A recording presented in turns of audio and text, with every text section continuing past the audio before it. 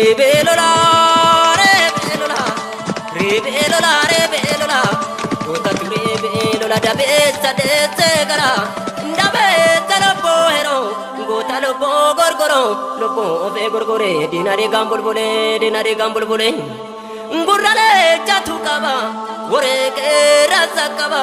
Orawari el matu anan o macha kaba. Orawari ke rarumata ora kakabai. Jijjigati sammale, ciniin gorbarraan baatu. Beekan furri sammale, lolaan billi sammale. Irkoon dhiirarraan baatu, irboora muraa irga. Magaalaan Oromoo mirga. Baallee matarraa sirba, baallee matarraa sirba, baallee matarraa sirba. Habaabuun rinna'u yoo horri beeke malee. Duudaa gurri naga'u yoo malli beeke malee.